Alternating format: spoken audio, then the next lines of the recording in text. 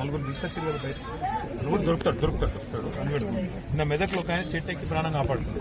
ఇట్లనే చెప్పలేము, ఏమైనా జరుగుతుంది కదా. అదృష్టము దేవుడు ఉన్నాడు, భయపడకుండా ఆయన మెదక్లో చెట్టు ఎక్కి ప్రాణం కాపాడుతున్నాడు.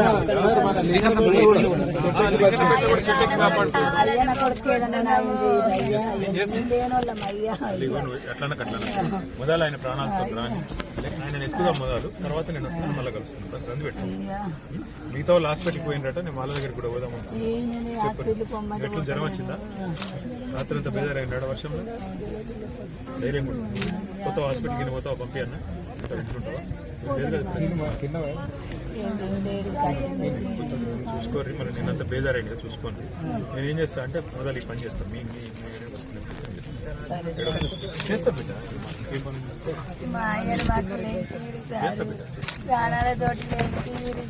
మనం చెప్తున్నాం కదా, నిన్న కూడా ప్రాణాలు కాపాడుకున్నాను. భయపడదు, ఏమో అయిపోయిందని భయపడదు. చెప్పలేము.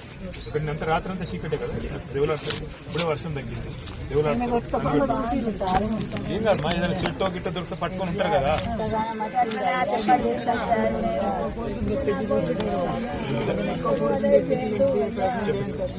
చెప్పిస్తాను అమ్మా, టెన్షన్ పడకు. మన వాళ్ళు అందరూ ఉంటారు, మళ్ళీ నేను మళ్ళీ వస్తాను, మళ్ళీ మాట్లాడుతాను.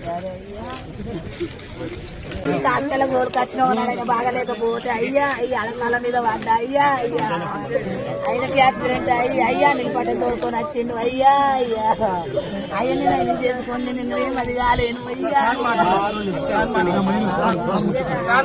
అన్ని రకాలుగా నేను చీఫ్ సెక్రటరీ గారితో నేను మాట్లాడితే దేవుళ్ళు ఆడి భక్తి ఉండడని అనుకుంటున్నాను.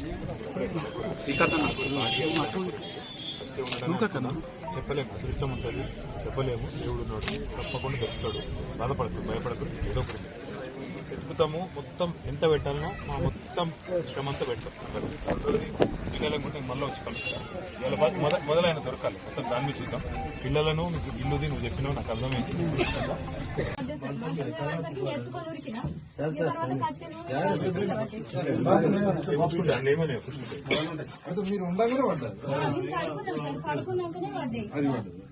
పిల్లవాడు చూడలే కదా. ఇప్పుడే నాని ఒరిగింది సార్, ఒరిగింది నాని అట్లా ఇల్లు